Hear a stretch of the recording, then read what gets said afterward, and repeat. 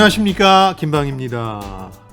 1980년대 초반 제 대학생 시절은 혼란스러운 시기였습니다. 대부분의 학생들이 거리로 몰려나가거나 학업에 열중하기는 어려운 상황이었죠.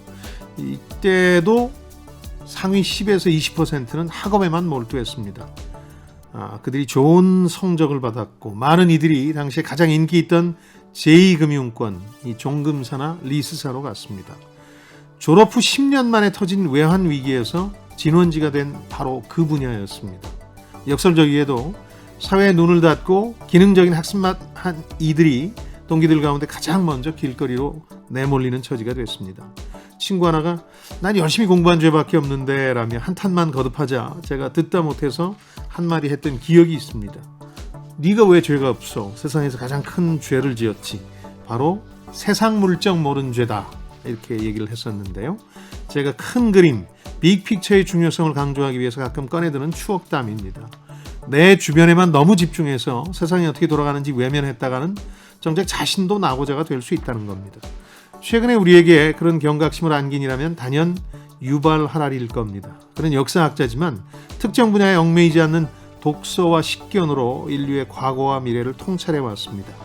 자, 오늘 생존 특집 서바이벌 매뉴얼, 새로운 생존의 조건에서 읽을 책은 그의 인류 3부작 중에서 가장 최신 편인 21세기를 위한 21가지 제언입니다. 이전 두 편이 주로 인류의 과거와 미래에 관한 것이었다면 이번 책은 인류가 마주한 현실, 특히 도전에 대한 겁니다. 주로 인류 전체 혹은 국가나 사회가 당면한 문제들을 다루지만 그게 곧 개인의 생존과도 직결된 사안이라는 점이 드러납니다. 자, 지식과 지혜를 가장 경제적으로 얻는 방법, 성공예감 별책 프로 시작하겠습니다.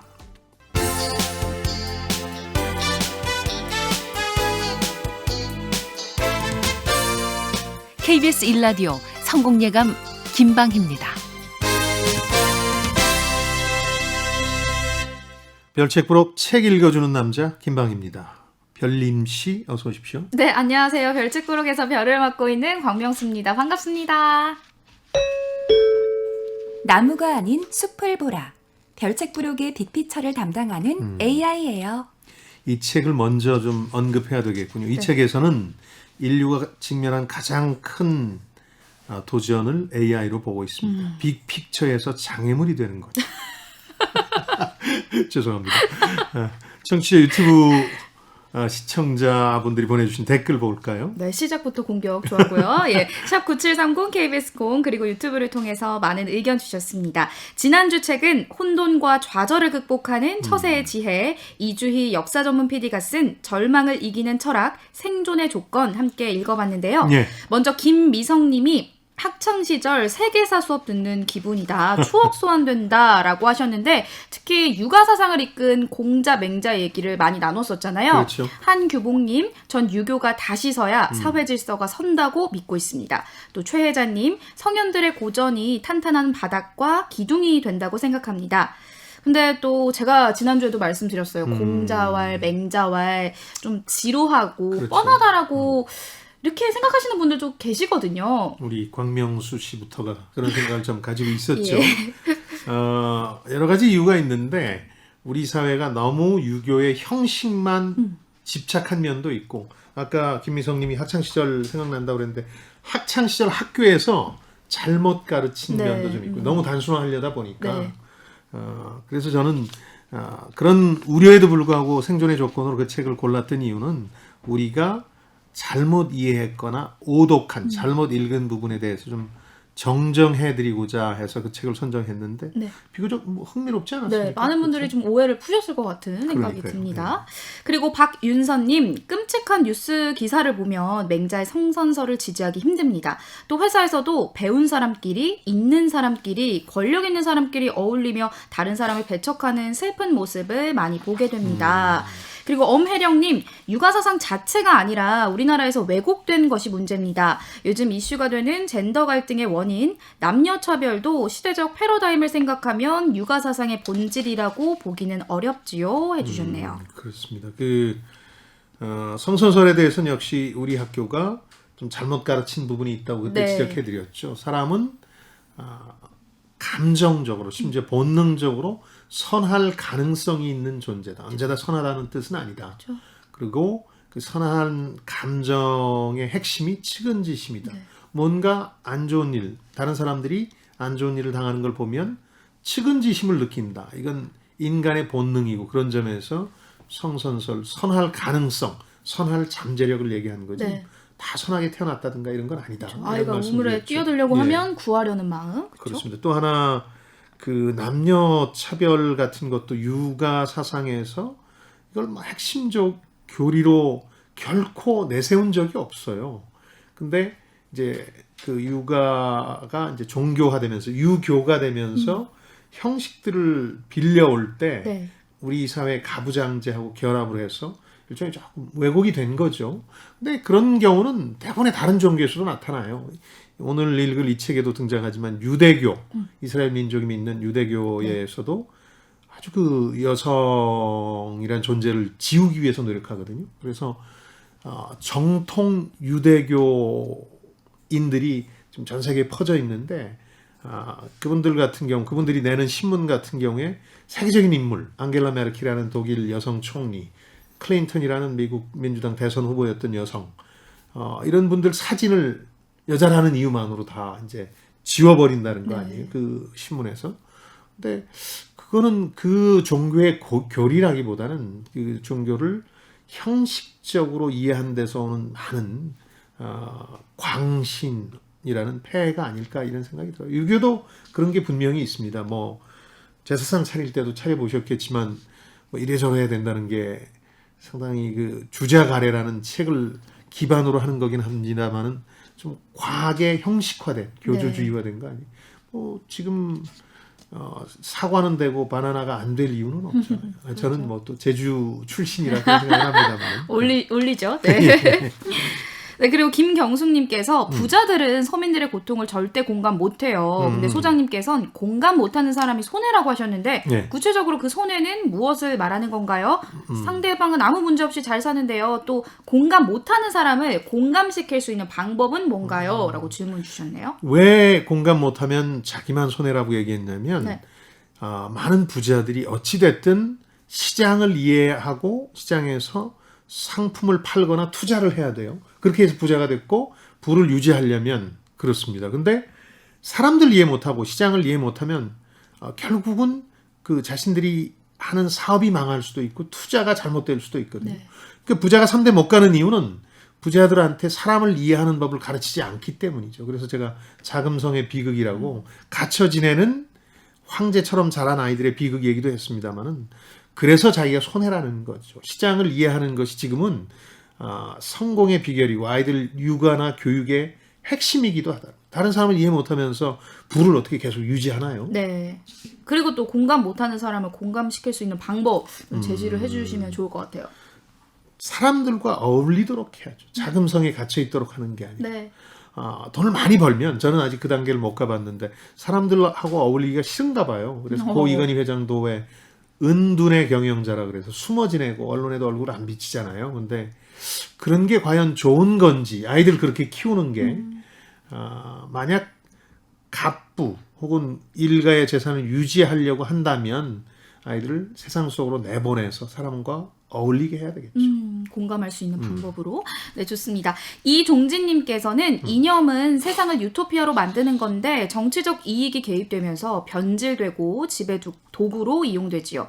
이분법적으로 내 편이 아니면 적이라는 승부 게임을 해결하는 게 미래 과제일 듯합니다. 김영래님께서는 요즘엔 도가 사상이 마음에 평안을 줍니다. 남에게 보이기 위해서 일하지 말고 남에게 배려하는 걸 티내지 않게 하는 것입니다. 황영사님도 유교를 흑백 논리로 접근하는 것은 바람직하지 않다고 봅니다. 좋은 점과 유익한 것만 받아들이면 됩니다. 해주셨네요. 제가 좋아하는 미국의 정치학자 중에 아더 슐레진저라는 분이 있는데 이분이 이념에 대해서 이런 얘기를 했어요. 이념은 처음에 살랑거리는 봄바람처럼 다가와서 결국에는 모든 세상을 동토처럼 얼어붙게 만든다.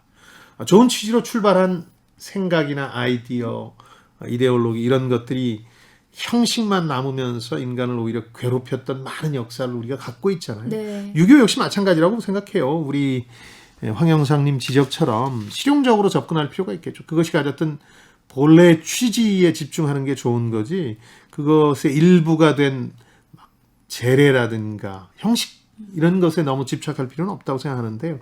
그 핵심은 역시 인간 중심의 사상이고 인간에 대한 사랑과 배려가 핵심이라고 생각하거든요.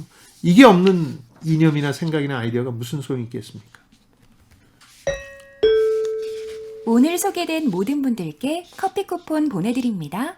성공예감 홈페이지 선물방에 연락처 남겨주세요. 이어서 오늘의 주제로 넘어갑니다. 입풀기 토크. 네, 오늘부터 5월 한 달간은 생존이라는 키워드로 별책 부록을 꾸며볼 텐데요. 예. 그 두 번째 시간입니다. 세계적인 베스트셀러 사피엔스를 쓴 유발 하라리의 21세기를 위한 21가지 제언 오늘 읽어볼 텐데 일단은 저자가 누구인지부터 설명을 해주시면 좋을 것 같아요. 많은 분들께서 그 유명한 호모사피엔스를 쓴 사람이라는 것 정도는 아시겠지만 물론요, 예. 네, 더 자세한 내용이 있으면 좋을 것 같아요. 이스라엘 출신이고 영국 옥스퍼드대에서 공부했고요. 지금은 예루살렘 히브리대 역사학과 교수입니다. 2011년에 호모사피엔스를 썼고 네. 17년에 호모데우스 세계적 베스트셀러가 됐죠. 그러면서 명성을 얻었고요. 국내에서 지금 굉장히 팬이 많아요. 첫 번째 책은 호모사피엔스라는 현생 인류가 어떻게 지구를 지배하게 됐나 이런 과거를 탐구했다면 두 번째 책은 인류의 미래를 다뤘죠. 그러니까 정보기술, AI, 데이터, 알고리즘을 통해서 인류가 신과 비슷해지거나 신을 뛰어넘는 단계까지 이를 거다 하는 얘기를 해줬고 이번 책은 2018년에 출간된 인류 3부작 가운데 세 번째 주요 저작인데요. 21세기를 위한 21가지 교훈 이런 원제목으로 나온 책입니다. 네. 그동안 출간했던 책들이랑 비교를 좀 해보면 사적인 내용이 좀 많이 들어간 예. 책이다라고 볼 수 있잖아요. 아마 이제 독서를 꼼꼼히 하시는 분들은 눈치채셨을 텐데 한 두 가지 정도 굉장히 유대인들 사이에서 논란이 되는 대목도 과감하게 자기 고백을 했어요. 이분은 게이입니다. 그래서 커밍아웃 한 개 책에 한 줄 나오는데 이것도 세계적인 화제가 됐고요. 또 자신이 속한 이스라엘과 유대교, 유대민족에 대해서 상당히 비판적이에요. 이러기가 쉽지 않거든요. 워낙 그 결속력이 강한 나라이자 민족이다 보니까. 그리고 이제 출간 시기가 18년이라고 그랬으니까 2020년에 코로나19 같은 긴급한 현안은 못 다뤘는데 훗날 증보판이라 그래서 이게 나오면 코로나 팬데믹 얘기도 다루지 않을까 하는 기대를 갖고 있고요. 국내 출간서에서는 교훈을 제언으로 바꿨더군요. 그리고 부제로 멋지게도 더 나은 오늘은 어떻게 가능한가 이런 걸 첨가를 했던데 책을 다 읽고 나시면 아마 이 번역이나 첨가가 조금 과했던 게 아닌가. 에세이 같은 건데 무슨 대단한 결론이 있다고 생각하시면 조금 실망할 수도 있겠다는 생각은 듭니다. 네, 사실 이 유발 하라리 책이 워낙에도 인기가 많았고 저자의 명성 때문에 많은 분들이 두꺼워도 읽지 않아도 사기는 사는 예전에 그 마이클 샌델의 정의란 무엇인가 맞습니다. 이 책처럼 굉장히 인기를 끌었던 책인데 그럼에도 불구하고 끝까지 읽지 않더라도 사는 이유, 인기 비결 뭘까요? 사실 말씀하신 정의란 무엇인가처럼 많이들 안 읽으신 것 같아요. 근데 어떤 상품이 유행한다 그래서 다 소비되는 건 아니니까 그건 큰 의미는 없다고 생각하고 다만 이 책이 워낙 방대한 데다가 기초 지식이 많이 필요한 독서라 읽기가 좀 부담스럽죠. 저도 이분 3부작 가운데 첫 번째, 두 번째 책은 시간이 막 남아야 읽을 수 있을 정도로 방대하니까 건강 안 좋아서 좀 침대에 들어누워 있을 때 많이 읽었어요. 긴 시간을 두고 읽으셔야 돼요. 이번에 다만 이제 세 번째 책은 별책 프로 때문에 단기에 집중해서 읽었습니다. 책을 또 집중해서 읽으라고도 말씀을 해주셨으니까요. 그렇죠. 또 사실 역사책이라고 하면은 과거 역사에만 초점을 맞추는 경우가 많았지만 유발 하라리는 마치 꼬리에 꼬리를 물듯이 이렇게 확장시키고 또 통합하는 데 꽤 시간을 많이 들이는 것 같아요. 그러니까 학문적인 영역도 허물고 자신의 다양한 지식도 통합시키고 이렇게 하는데 이걸 미국에서 이제 21세기 들어서 아주 각광받고 있는 분야인데 빅 히스토리라고 그럽니다. 우리가 알고 있는 역사를 막 이렇게 조각내다 보면 총체적인 그림을 그리는데 좀 불편하거나 혹은 왜곡될 수가 있거든요. 예를 들어서 우리가 아는 역사라는 건 선사시대도 안 다루고 지구의 역사도 안 다루죠. 그건 지구과학, 생물학 다 이렇게 구분이 돼 있는데 그리고 전문가가 다르고 그런 것이 오히려 통시적으로 우주나 지구나 인류의 역사를 바라보는데 장애가 된다. 허물자. 대표적인 그런 시각의 저작들이에요. 네. 그러니까 지구가 탄생한 거는 37억 년 전이고 우주가 탄생한 건 138억 년 전이고 인류가 탄생한 건 400만 년 전에서 200만 년 전 사이거든요. 그러니까 그걸 통시적 크게 한번 보자는 거. 그렇게 되면 더 많은 통찰력을 얻을 수 있는 건데 이분이 역사학, 중세학 전문가긴 한데 다양한 공부를 했어요. 다독가로도 유명하고 네. 그래서 생물학도 하고 지구과학, 뭐 우주 천체 물리학 같은 것도 공부를 해서 심리학, 경제학 공부도 많이 하신 것 같고 그래서 이걸 다 집어넣으면서 기존의 학문적 틀을 깨고 인류, 현생 인류에 대해서 조명한 석학이 된 거죠. 몸풀기, 잎풀기를 마쳤으니 이제부턴 심화학습으로 넘어가겠습니다. 오늘의 책 21세기를 위한 21가지 재현. 이것이 궁금하다. 키워드를 뽑아볼게요. 첫 번째 키워드. 3가지 이야기와 역사의 종언. 아까 방송 시작하면서 세상 물정 모른 죄라는 말씀을 드렸는데 네. 세상 물정이 뭐냐면 꼭 뭐 주식이 어떻고 부동산이 어떻고 이런 게 아니라 전체적으로 사람이 삶의 의미를 어떻게 볼 것인가 뭐 이런 것들 근본적인 철학적 질문들을 뜻하는데 그렇게 해서 자기 나름의 세계관 혹은 인간관을 정립해 두지 않으면 자꾸 지나치게 좁은데 몰두하거든요. 그러다 큰 낭패를 볼 때가 있다 이런 뜻이었는데 세상 물정에서 가장 곤혹스러운 대목이 세상을 어떻게 이해할 것이냐 이런 거거든요. 네.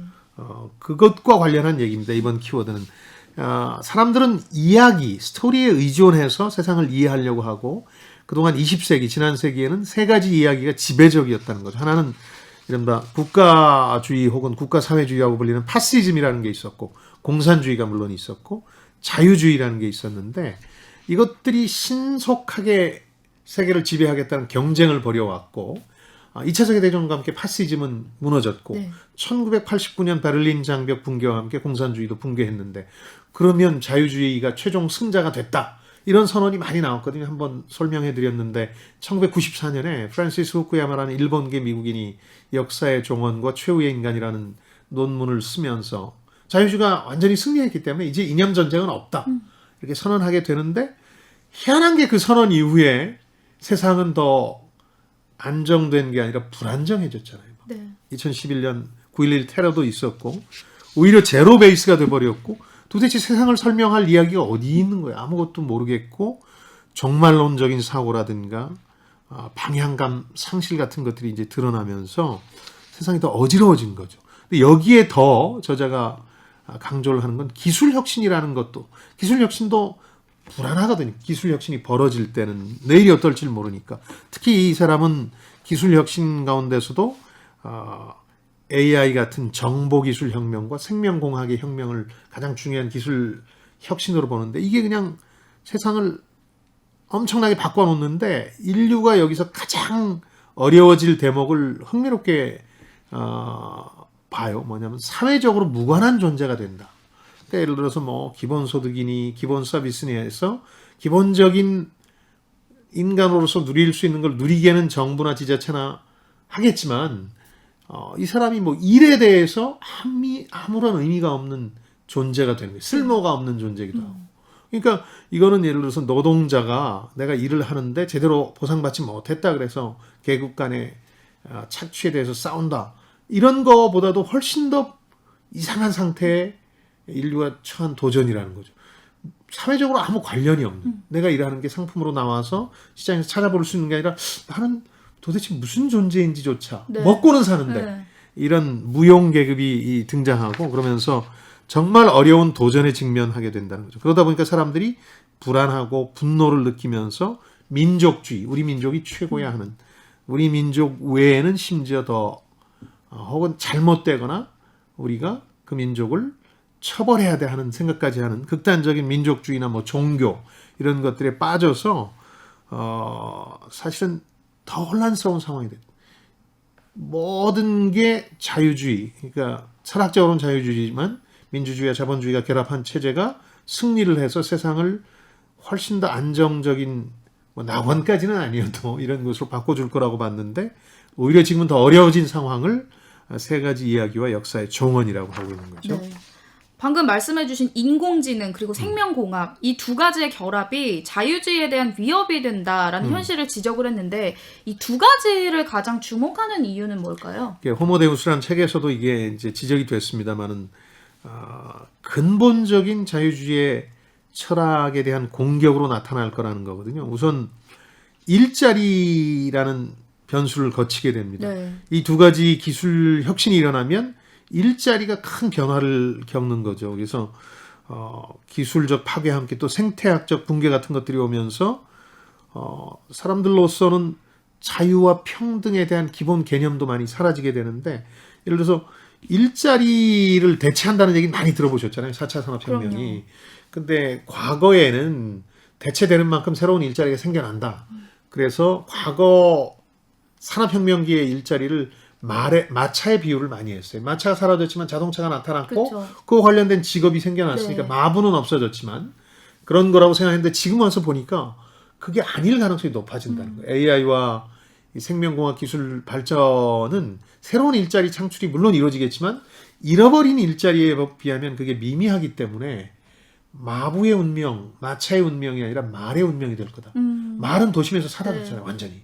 그래서 인류가 일자리 그렇게 잃게 되고 이 사람들은 사회적으로 아무 관련이 없는 무용계급이 되는데, 그런 걸 하다 보니까 뭐 예를 들어서 일자리가 없는 사람들을 위한 사회복지 서비스는 늘어나겠죠. 이걸 기본소득도 있고 혹은 보편 복지도 있고 이런 것들을 통해서 이 사람들이 먹고는 사는데 사회적 의미를 이를 통해서 찾지는 못하는 네. 상황이 될 거라는 거죠. 일자리에 대한 고민은 항상 하는 것 같아요. 왜냐면은 아나운서도 미래에는 없어진다라는 말이 있잖아요. 네. AI 아나운서가 이미 나오기도 했고요. 그렇죠. 그래서 그런 거에 대한 고민은 많은 분들께서 아마 내 직업은 오래도록 갈 것인가 이렇게 생각을 하실 것 같은데, 예. 이렇게 기술이 사람의 일자리를 잠식을 해버리면 사회적 정치적 격변으로 이어질 것이다 라는 게 이 저자의 시선인데, 그렇죠. 이 잠재적 해법보다는 기술의 도전을 이해해야 한다라고 말을 합니다. 그 말 뜻은 인간은 여기에 저항을 해야 된다라기보다는 그냥 수능을 하고 이대로 그냥 꼭 그런 건 아닌데요. 수능 여부를 떠나서 어쩔 수 없을 것이라고 보는 거죠. 어쩔 네. 수 없는. 인간이 돌이킬 수 없는 선으로 가고 있기 때문에 이걸 돌이켜서 그럼 러다이트 운동처럼 기술을 수용하지 않을래? 네. 이런 게 불가능하다는 거죠. 책에는 일부 유예는 할 수 있어요. 정치권이나 이제 국가 리더십에서 이건 너무 많은 사람의 일자리를 앗아가 혹은 너무 많은 사람들 고통에 몰아넣어. 그러니까 당분간 우리가 이건 좀 유예하자. 네. 이런 정도는 가능하겠지만 대세를 뒤바꿀 수는 없으니까 그 대세 속에서 어떻게 인간다움을 유지할 것이냐, 인간의 지배력을 제대로 확인할 것이냐, 이게 숙제가 되는 거죠. 걱정 말아요. 해치지 않아요. 이어서 다음 키워드 넘어갈게요. 그래도 무섭습니다. 두 번째 키워드, 무용계급과 디지털 독재. 여기서 이 책이 아주 중요한 포인트를 하나 지목하는데요. AI가 사람을 해치지는 않습니다. 사람의 어리석음이 AI라는 고도로 발전한 컴퓨터 문명과 결합해서 사람을 해치는 거죠. 그게 더 슬프네요. 그러니까요. 무능한 사람이 하는 것이. 네. 그 무용계급 얘기는 아까 잠깐 드렸는데 노동시장이 이렇게 변합니다. 무조건 일자리가 없어지거나 부족한 건 아니에요. 네. 실직자가 속출하겠죠. AI나 로봇 이런 것들이 대체하니까. 근데 그 기계를 다룰 만한 숙련된 숙련 노동자는 또 부족해요. 그런 관련 직종이나 분야에서는 이런 미스매치가 벌어지고 알고리즘이 어쨌든 우리도 몇 차례 책을 통해서 읽었습니다만은 중심이 되는 시대가 되는 거죠. 그래서 권위도 사회적 권위라는 것도 우리가 이제 중세 이럴 땐 신이었고 근대에 들어오면서 인간으로 옮아왔다가 앞으로는 알고리즘이 권위를 가지는 거예요. 그 구체적인 예들은 이따 설명을 드리겠습니다만은 그리고 이제 디지털 독재라는 것도 나타나는데 이게 이제 자유에 대한 위협이자 평등에 대한 위협이기도 하는 거죠. 알고리즘이 모든 걸 결정해요. 광명수 씨가 어떤 차를 살 때조차도 본인을 믿기보다 나중에는 알고리즘이 추천해준 차를 믿게 되는 네. 거죠. 지금도 어느 정도 이제 오고 있는데 이 맞아요. 단계로. 그러니까 그렇게 되면 이 사회가 소수의 엘리트와 과거에는 소수 엘리트가 권력을 독점해서 다수의 대중과 대립하는 관계였다면 지금은 소수의 엘리트와 사회적으로 무용한 쓸모가 없는 다수가 있고 이 사람들은 사회적으로 내가 하는 일의 의미를 못 찾으니까 이런 알고리즘의 결정뿐만 아니라 리더들이 정치나 국가가 결정하고 선택하는 것들에 대해서 무관심해지기 시작해요. 냉담해지고 선거에도 참여를 안 하고 그러다 보니까 완전히 그 두세 개의 간극이 커지는데 여기서 그 평등에 대한 도전이 나오는데 불평등이 벌어지는 어떤 불평등이냐면 심지어는 종의 분화, 인간이 완전히 다른 인간이 된다. 소수의 부를 독점한 엘리트들은 뭐 건강, 뭐 미용, 뭐 이런 거에서도 확실히 앞서 나가고 뭐 교육이나 이런 건 말할 것도 없고 나머지는 아주 차별되는, 차별받는 이런 존재가 된다는 건데요. 그래서 데이터를 가진 사람들이 알고리즘의 핵심은 데이터니까 지금은 세계를 지배하고 다른 종으로 분화해 나가는 과정에 이르게 된다는 전망이거든요. 그러니까 그럼 누가 데이터를 소유하고 있느냐? 지금 우리가 데이터 거인들이라고 불리는 네. 뭐 페이스북, 구글 뭐 이런 데가 실험하고 있는데 지금 단계는 이 사람들이 광고 사업 정도로 하는 거잖아요. 재밌는 뉴스를 보여줄 테니까 혹은 재밌는 소식을 전해줄 테니까 잠깐 들어와 볼래? 하고 대신 광고를 봐 하는 주의를 끈 광고 영업 정도에 머무르고 있는데 이게 데이터를 더 많이 모으다 보면 아까 얘기한 것처럼 차를 추천하는 게 아니라 결정하는 단계까지 가게 되고 집은 이렇게 사야 되고 모든 인간의 생활을 지배하게 되는 거죠. 그래서 데이터를 누가 소유하느냐가 핵심적인 세상이 됐고 이걸 국가나 정부는 어떻게 규제할 것인가 이게 향후에 가장 중요한 어젠다가 될 네. 거라는 거죠. 사실은 차를 살 때 어떤 차를 살까라고 생각하는 영역이라든지 정치하는 사람들이 정책을 내는 거 어떤 정책들을 낼까라고 생각하는 부분들은 인간의 영역이라고 생각을 했었는데 미래에 이제 정치인이나 기업가들도 AI가 작성한 메뉴를 통해서 정책을 선택하게 될 그럴 수 것이다 있죠. 라는 이야기가 책에서 나오거든요. 네. 근데 이게 너무 알고리즘에 의존하는 삶으로 바뀌는 건 아닌지 말씀하신 것처럼 지금 저도 차를 사게 된다면은 막 찾아보게 되면서 알고리즘으로 제가 선택을 하게 될 수도 있는 거잖아요. 저희 별책 프로그램에서 소개드린 필터 버블이라는 게 그런 거죠. 그러니까 알고리즘이 제공하는 거품 속에서 지내게 되는 건데 지금 당장 우리가 경험하고 있는 것도 있어요. 네. 왜냐면은 아침에 뉴스 피드라는 게 있잖아요. 어떤 뉴스가 나한테 맞춤형으로 제공되는데 내가 원하든 원치 않든 그 알고리즘은 내가 그런 뉴스를 원한다고 생각해요. 맞아요. 그중에 70%는 보기 싫은 뉴스입니다. 근데 이런 게 더 진행이 되면 자동차를 구매하는 습관 같은 거, 뭐 SNS에 예를 들어서 박명수 씨가 어떤 차를 올리고 그거에 대한 선호를 밝힌 게 다 데이터로 수집이 돼서 구글에서 다음번에 차를 살 때는 이런 종류가 이런 순서대로 이제 잘 맞습니다라고 권하는데 처음에는 내 생각과 다르네 콧방귀 뀌다가 나중엔 그렇게 해서 알고리즘이 결정해준 차는 할인율이 높아요. 무조건 그걸 사게 되는 네. 단계까지 가는 거죠. 그래서 어떻게 보면 AI가 사람을 해치지 않고 도와주는 것 같지만 네. 궁극적으로는 사람을 지배하는 무서운 세상이 될 수도 있는 거죠. 역시나 해치지 않아요 라고 한다고 해서 그걸 그대로 믿으면 안 되는 그렇다고 해서 이 책이 기계가 인간을 지배한다 라는 식의 뭐 공상과학 같은 그런 소설 얘기를 하는 건 아니에요. 그렇죠. 특히나 로봇의 진짜 문제가 이 자신이 인공지능이라서가 아니라 인간 주인의 본성에서 비롯되는 어리석음 때문이다. 또 무능함이라고 말씀해 주셨잖아요. 이 책에서 제가 가장 흥미롭게 읽은 부분은 이 두 번에 걸쳐서 공상과학 소설이 왜 우리한테 직면한 미래가 아닌가에 대해서 설명하는 부분인데요. 공상과학 소설은 되게 오해를 하고 있다 그래요. 어떤 거냐면 의식과 지능을 오해하는데 기계 AI 이런 것들은 지능은 문제 해결 능력이니까 엄청나게 높아질 수 있는데 의식은 생기지 않아요. 네. 그래서 SF 소설의 대부분은 이런 거죠. 기계가 어느 순간에 특이점을 지나면서 사람과 같은 감정을 느끼기 시작해. 의식을 갖게 되는 거죠. 그게 참 무서워요. 그러면서 기계와 인간의 싸움이 시작되고 네. 뭐 터미네이터라는 영화의 기조도 그렇고 그렇죠. 인간을 지배하게 되는 세상을 그리는데 그런 일이 거의 오지 않을 거라고 저자는 얘기해요.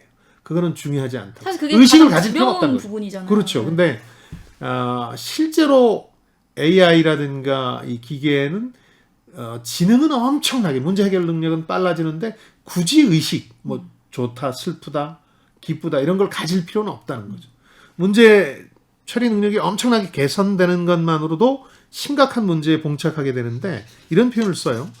다운그레이드된 인간은 점점 할 일이 없어지고 그러면서 문제 해결 능력이 떨어져요. 다운그레이드된 인간이 업그레이드된 컴퓨터를 잘못 쓸 경우에, 결국 쓰는 건 인간이니까 잘못 쓸 경우에 더욱 재앙적인 결과가 나타날 수 있다. 이게 더 무서운 거라는 거거든요. 전쟁이라는 결정은 인간이 해버릴 수 있는 거예요. 터미네이터에서는 기계가 한다고는 하지만 네. 스카이넷이 하는 게 아니라 궁극적으로 인간이 하게 될 텐데 그런 어리석은 결정을 할 수 있는 게 사람이니까 네. 그게 더 무서울 수 있다는 거죠. 그래서 그 공상과학 소설이 현실화되는 게 아니라 그보다 더 나쁜 결과가 인간의 어리석음 때문에 네. 그리고 아주 좋아진 AI나 기계 때문에 벌어질 수 있다는 게 흥미로운 대목이에요. 그러니까 벌어질 수 있는 일들을 사실 막기 위한 방법이 있는지 궁금해요. 이 AI에 의한 차별이나 디지털 독재 악용을 어떻게 좀 막을 수 있을까요? 그러니까 21세기 재현은 그걸 위한 가설적인 에세이예요. 그 답은 안 나오는데 인간이 업그레이드 되는 수밖에 없겠죠. 인간은 점점 멍청해지고 기계는 지능 면에서는 더 나아진 네. 단계에서 인간이 어떤 방식을 통해서든 문제 해결 능력을 포함해서 그 감정을 어떻게 잘 소화하느냐, 어리석음을 벗어나느냐. 그러니까 기계를 쓰는 게 AI를 포함해서 궁극적으로는 사람이니까 사람이 어리석음을 깨치는 수밖에 없다. 그래서 이 책에 가설적으로 쓴 게 명상, 자기 관찰, 교육 이런 것들이잖아요. 네. 좀 싱거워 보이긴 하는데 사실 그것 외에 뭐 총을 들고 기계와 싸울 수는 없는 노릇이고 그런 결론을 내리고 있는 거죠. 알고리즘에 이끌려 주말 아침 별책 부록과 함께하고 계십니다. 이어서 다음 키워드 뽑아볼게요. 세 번째 키워드, 지구 차원의 협력. 지금 말씀드린 기술 혁신이 기존의 그 이데올로기의 퇴조와 맞물려서 세상을 훨씬 더 불안정하게 만드는 이거에 대해서 해결할 방법은 각 나라나 사회 수준에서는 없어요. 뭐 우리만 예를 들어서 완전 중세로 돌아가겠다 이렇게 할 수 없는 세계화의 시대니까. 그러니까 범지구적 차원의 협력이 있어야 이 문제들이 풀리는데 이게 이제 사실은 어렵다는 거죠. 사실은 호모사피엔스라는 현생 인류는 이렇게 문명을 일구고 전 세계적 협력까지는 아니지만 협력의 단위를 점점 넓혀왔잖아요. 처음에는 부족, 그 다음에 도시, 국가 이렇게 해서 세계화를 일궜고 이걸 통해서 그간의 여러 가지 문제를 풀었는데 지금 우리한테 닥친 이런 이데올로기의 퇴조라든가 기술 혁신은 자유와 평등에 대한 위협 같은 것들은 해결하기가 상당히 어렵다는 거예요. 전 지구적 어떤 공동체에 대한 정체성도 마련되지 않았고 그 밖에 이걸 해치는 우리 같이 잘해보자 하는 생각을 가로막는 요소들이 구체적으로 여기서 제시하고 있는 것들이 민족주의, 종교, 이민 같은 것들이죠. 민족주의는 민족 간의 우월이 있다고 믿는 입장이니까 우리한테 더 시선을 돌리자는 거. 지금 미국이 트럼프 이후에 거의 노골적으로 바이든 행정부 들어서도 하고 있는 미국 우선주의라는 게 이런 민족주의나 국가주의의 한 형태인데 반도체 우리나라 공장 만들어. 한국 뭐 열심히 하고 잘하는 거 알겠는데 중요한 건 우리나라의 공장을 만드는 거야. 이렇게 하면 별 수 없이 끌려가서 공장 투자 계획을 발표해야 되는 거거든요. 종교도 마찬가지죠. 종교는 이미 2001년 9.11 테러를 통해서 종교 간의 마찰이 일종의 문명 충돌로 비화된다는 걸 경험했잖아요. 이슬람하고 기독교 진영 간에. 뭐 이런 것들이 있다 보니까 지구적 정체성을 못 갖춘 상황에서 민족주의, 종교, 이민 같은 것들이 나와서 어떻게 보면 저자의 참혹한 비전 중에 하나는 1차 세계대전 벌어지기 직전에 1914년, 2차 대전 벌어지기 전에 1939년 이때보다 더 나쁜 미래가 기다리고 있을지 모른다는 거예요. 그래서 그걸 뭐 정치라든가 어떤 국가적으로 전 세계적으로 풀만한 리더십이 없으니까 정치라든가 이런 게 문제를 푸는 수단이 아니라 문제의 일부가 돼버린 민족주의와 종교를 이용해서 정치적 영향력을 얻으려고들 하니까 그렇죠. 뭐 인도 같은 그러면 인도 같은 나라가 뒤늦게 코로나 확진자가 막 늘면서 세계에서 지금 최악의 상황이 된 이유는 미국을 앞질러서 인도의 정치적 리더십이 힌두교 민족주의거든요. 그래서 뭐 무슨 일만 있으면 이슬람에 대한 적대감을 키워가지고 국민 감정을 고조시키는 방식으로 문제를 풀어왔는데 코로나는 그렇게 풀리는 문제가 아니거든요. 네. 이건 전 지구적 협력을 통해서 풀어야 될 문제인데 민족주의라는 것이 오히려 그게 걸림돌이 되는 상황들이 벌어지고 있는 거죠. 네. 인류를 불안으로 내몰고 또 대화로도 풀지 못하게 하는 대표적인 예로 테러를 들었습니다. 테러가 있죠. 네, 여기에 대해서도 저자는 이성만 되찾으면 확대 해석할 필요가 없다라는 입장인 것 같았거든요. 예. 그러니까 저도 세상을 이해하는데 어려움이 많아서 최근에 그 좀비의 비유를 통해서 왜 이토록 예기치 않은 일들이 일상화되는 시대에 접어들었나. 낙원까지는 아니어도 좀 안정된 시기가 다가올 거라고 생각했는데 그걸 이해하려고 보다 보니까 지금 당장은 2016년 트럼프 당선, 브렉시트라는 영국민들의 고립 결정 이런 것들이 이해가 안 돼. 조금 더 가면 2001년의 9.11 테러, 더 가면 1989년 베를린 장벽 붕괴, 그 이후에 자유주의가 승리했는데 왜 이렇게 됐을까 하는 의문까지 생기거든요. 근데 이 테러에 관련돼서도 이 저자가 그런 얘기를 해요. 1차 세계대전의 쏨 전투라고 대표적인 사망자를 낸 전투는 40만 명의 사상자를 한 전쟁터에서 낳았고 전체적으로 1차 세계 기간 중에는 100만 명이 사망했다. 근데 테러로 9.11 당시에는 3천 명이 못 되는 사망자가 발생했고 그 후에는 그마저도 많이 줄어서 연간 전 세계적으로 테러 사망자 수가 150명 정도인데 그 대부분도 정정불안인 서남아시아에서 벌어지는 거거든요. 근데 이걸 엄청나게 크게 생각하기 시작해서 막 테러와의 전쟁이라 그래서 심지어 전쟁을 벌이면서 훨씬 더 확대가 됐고 사람들의 공포심에 기반해서 많은 비용을 치렀다는 거죠. 좀 냉정하게 보면 테러의 전략이라는 게 이렇게 파리가 유리그릇 가게를 망가뜨리는 것과 같다.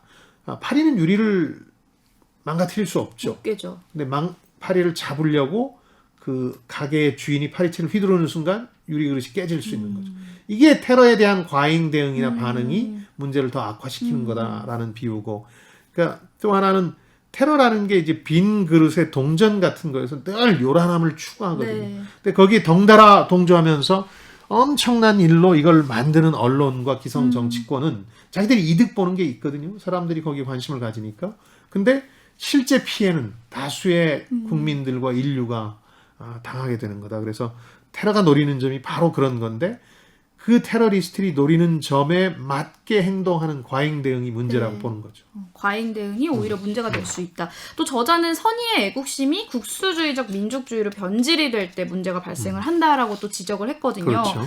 근데 또 우리나라에서도 이런 일들이 있거든요. 동남아에서 온 노동자들 보면 좀 낮게 보는 경향이라든지 이런 외국인 혐오가 이미 이렇게 DNA에 탑재되어 있다고 이렇게 그렇죠. 보는 네. 게 맞을까요? 호모 사피엔스에서도 그 점이 이제 지적되어 있는데, 예를 들어서 수렵 채집인이라고 농업혁명이 벌어지긴 전 상태를 보면 길을 가다가 열매를 줍다가 다른 무리하고 부딪혔어요. 얼마나 싫겠어요. 네. 나와 경쟁하고 내 열매를 뺏어갈 수 있는 사람들.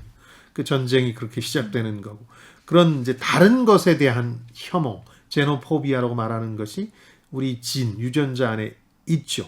그걸 보여주는 게 최근에는 홀로코스트라고 해서 유대인 대량 학살이었고, 근데 그게 DNA에 있다고 해서 꼭 그걸 극단화시켜야 된다는 건 아니잖아요. 선을 넘지 못하도록 인간의 어리석음이 최악의 상황을 만들지 않도록 할 수 있는 것도 인간이에요. 네. 홀로코스트도 돌이켜보면 생각해 볼 수 있는 거죠. 왜 그걸 전 세계가 막지 못했나, 혹은 독일 내에서 막지 못했나 하는 의문을 제기하고 그런 시스템을 만드는 게 인간이고, 그래서 호모사피엔스는 어리석음의 종족이지만 동시에 현명한 종족이기도 한 거죠. 앞서 또 소장님께서 이번 책이 흥미로운 게 유발 하라리가 자신의 동족이나 소속 국가에 대해서 비판적인 견해를 밝힌 부분이다라고 그렇죠. 해주셨거든요. 예. 어떤 대목인지 좀 설명해 주시면 좋을 것 같아요. 이분의 입장은 자유주의가 설령 지금 약간 폐해를 드러내면서 궁극적인 해법이 아닌 것처럼 비춰지기도 하지만 그것 외에 대안은 없다. 자유주의적 입장에서 아주 비판적이죠. 기존의 민족주의나 종교에 대해서 비판적이고, 또 이분은 세속주의를 지향하고 네.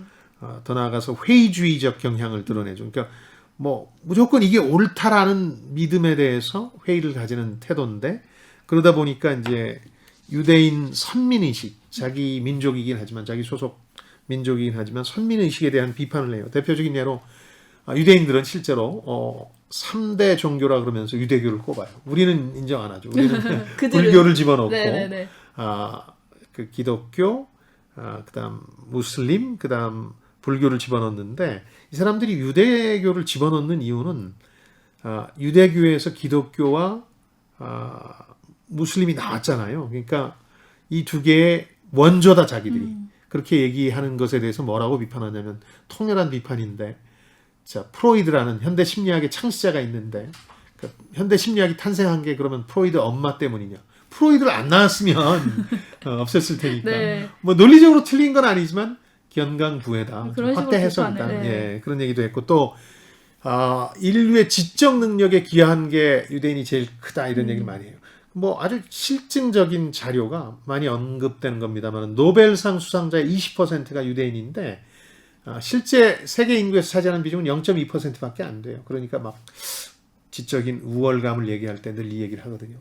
근데 이 사람 지적은 유대인이어서 유대교를 맹목적으로 신뢰해서가 아니라 이 사람들이 실제 미국에서 많은 기여를 할 때는 그 유대교의 갇힌 틀에서 벗어나서 학교로 갔을 때였다. 이 아인슈타인도 독일에서 그 나치가 집권하게 되면서 도망쳐서 미국으로 가잖아요. 뭐 이런 것들 때문에 지적 혁명을 겪게 된다. 막 이 종교 혹은 민족주의라는 것이 강박관념처럼 이 학자들의 생각을 짓누를 때는 꽃이 못 피다가 네. 정작 이게 풀어져서 학교 연구기관으로 가니까 폭발하면서 엄청난 지적 그 수준을 드러냈다. 유대 민족이 거기에 기여한 부분이 있다면 교육에 대한 열정. 실제로 뭐 미국에서도 흔히 하는 얘기입니다만은 한국인과 유대인이 전 세계적으로 가장 그 교육에 대해서 열정적이에요. 그건 기여했지만 너무 이 민족주의와 종교의 집착이 강해서 이렇게 허구를 믿지 않는 데서 인간이 발전해 온 건 맞지만 그게 지나치면 광신이란 폐해에 이르게 된다고 했는데 지금의 이스라엘 상황을 특히 네타냐후가 집권하고 있는 민족주의가 득세한 이스라엘 상황을 상당히 비판적으로 봅니다. 지금 여러분께서는 주말에만 만나는 성공예감 별책 부록을 듣고 계십니다. 오늘 들려드리는 책은 21세기를 위한 21가지 재현입니다. 이어서 다음 키워드로 넘어갑니다. 네 번째 키워드, 탈진실 시대의 진실. 그러니까 가짜 뉴스와 음모론이 판치는 시대잖아요. 네. 이것도 우리한테 닥친 도전이죠. 어렵게 하는 거죠. 뭔가 기술적 혁신과 이데올로기 퇴조 이후에 사람들이 자기 중심을 잡아야 되는데 이걸 어렵게 만드는 게 엄청나게 많은 정보 속에서 가짜 이런 것들이 많다는 거거든요. 그걸 탈진실 시대, 포스트 트루스 시대라고 하는데 그러면서 각자 자기 주장을 하면서 내 말이 맞다고 해요.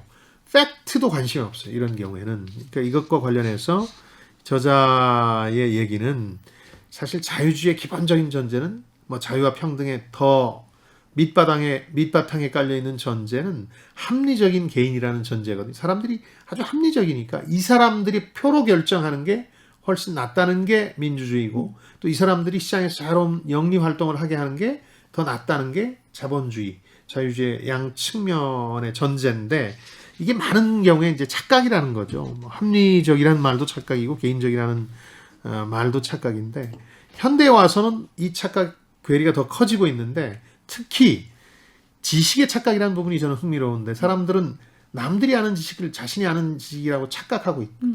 차 운전을 잘해요. 잘 써요, 차를. 그러나 차에 대해서 얼마나 알고 있는지 생각하면 정말 두려울 정도로 모르거든요. 그렇죠. 저 앞에 번네트라고 하죠.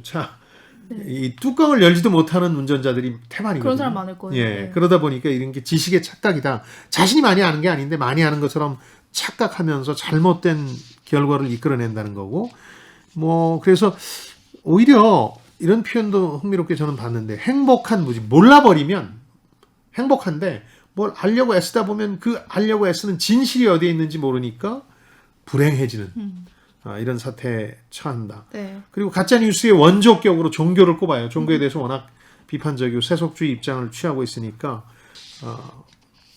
1000명이 한 달 믿으면 가짜뉴스다. 근데 10억 명이 1000년 믿으면 종교가 된다. 그러니까 문자 그대로라면 가짜나 사실이 아닌 게 많지만 종교적 이념이 되면 이건 누구도 부인 못하는 절대 진리가 돼버리는 거잖아요. 그래서 뭐 진실과 권력의 관계라든가 여러 가지들을 이제 제시하고 있는데 저는 두 가지 해법을 우리 젊은 청취자나 구독자들께도 꼭 설명드리고 싶었어요. 이분이 그러면 이걸 어떻게 벗어날 거냐, 진실 찾기를 어떻게 할 거냐, 이 부분에 대해서 공짜로 주는 것에 너무 현혹되지 말라. 네. 아주 흥미진진한 선정적인 뉴스가 공짜로 나오죠. 근데 그런 건 가짜거나 음모론이거나 혹은 사실이어도 세상에 이치와 아무 관련이 없는 거니까. 연예인이 어떤 스캔들을 일으켰다는 게 뭐 중요한 거겠습니까?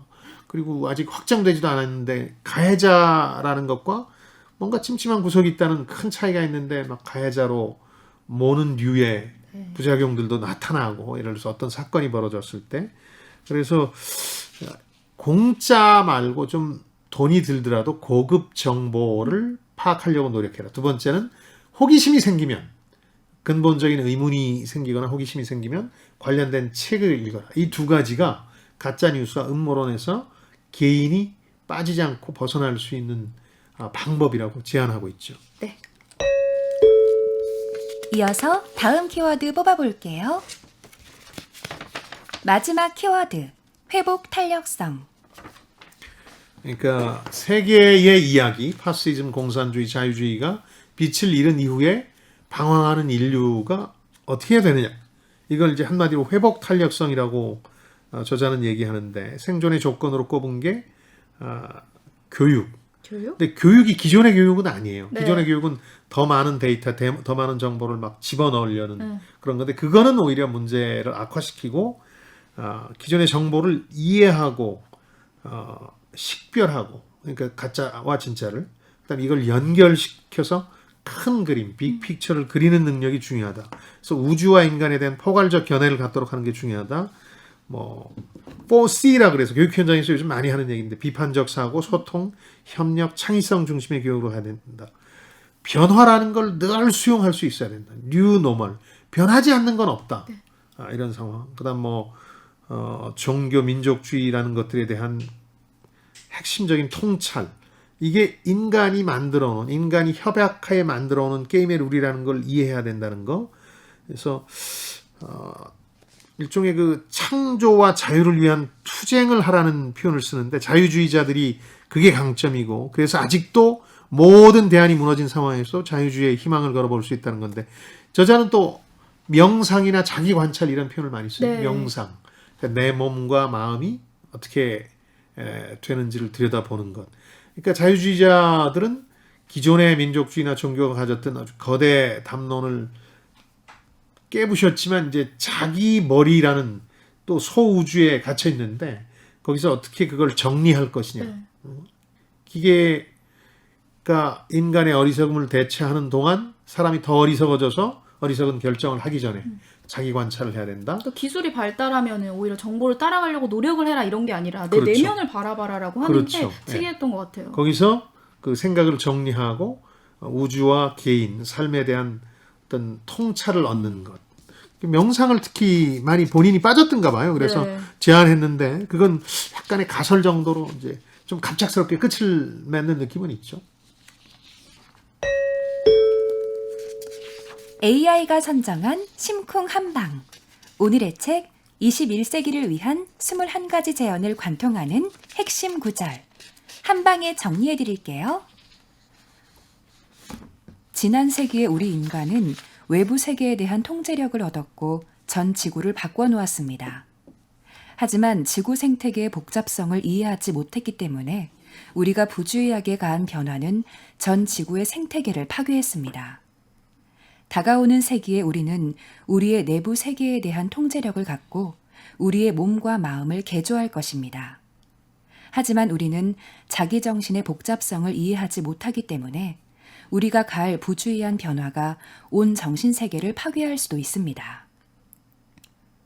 그와는 다른 선택을 할 수도 있습니다. 우리의 새로운 신적인 힘을 세계를 통제하기 위해서가 아니라 우리 자신과 세계를 더 잘 이해하기 위해 사용할 수도 있습니다. 그러니까 이 책에서 뭐 대하 드라마 같은 책인데 끝이 좀 갑작스럽게 시트콤처럼 끝나는 경향은 있는데 네.